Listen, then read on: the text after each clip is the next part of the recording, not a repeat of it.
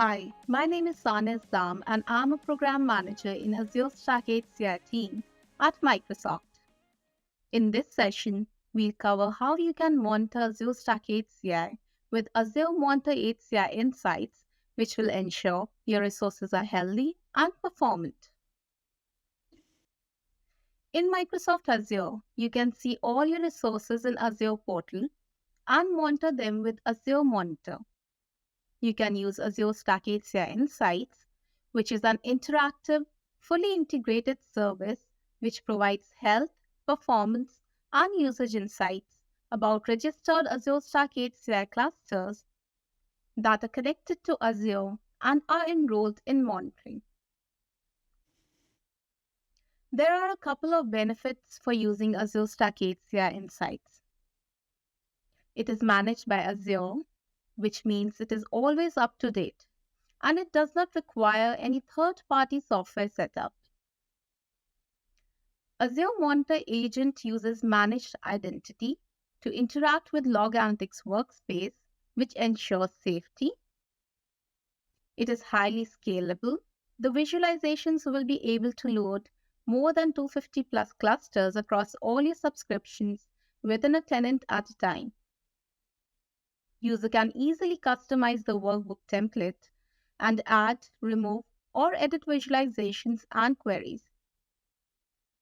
Azure Stack HCI follows pay-as-you-go model, which means customers pay only for the logs that are collected, and they can be easily removed, added, or edited as per user need. This is an architectural representation of Insights implementation. Here is an Azure Stack HCI cluster with 3 cluster nodes. Azure Monitor Windows Agent, also known as AMA, is installed on each cluster node, which collect logs from the machines. The logs or performance counters which are collected are specified in the data collection rule. AMA agent then sends these logs to a log analytics workspace. This workspace is like a database to store logs. HCI Insights then uses Coast the query language to query the log analytics workspace.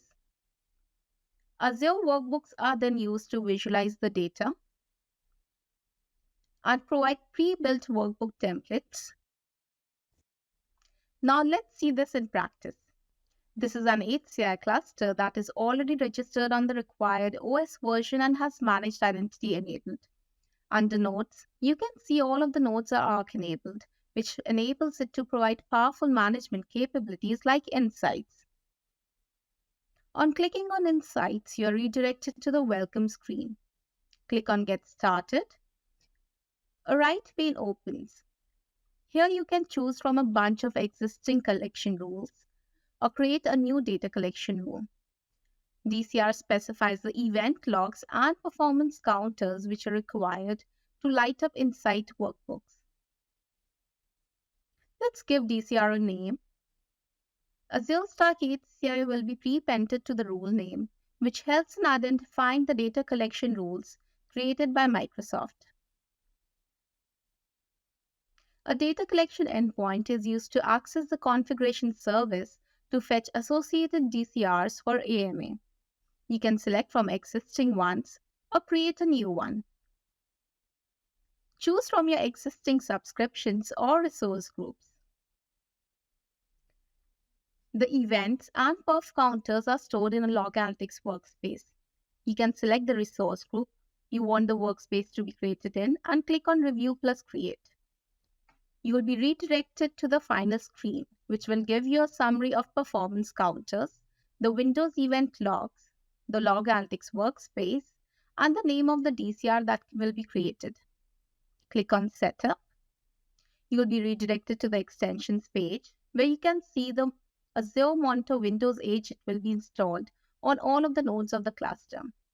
After a while, navigate to Monitor, Azure Stack HCI, and you'll be able to see your cluster along with other clusters. At first glance, I know the health status of my clusters. For this cluster, you can see there's a critical health fold for a server and a physical disk. Click on the cluster name. You'll be redirected to Insights workbook for that single cluster, which will give you more detailed information about the health fault, the faulting resource ID, the severity, and the fault time.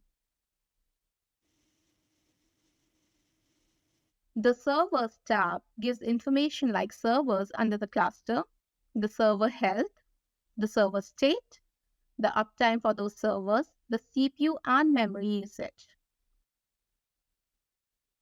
You can also drill down further for details like RDMA or non-RDMA data. The third tab, Virtual Machine, shows the status of the VMs within a cluster and the number of VMs running, if the VM has been running or stopped or failed. The last tab, Storage, gives information about the total storage capacity and the available storage capacity. It tells about the health of the volume by metrics like IOPS, throughput, and latency.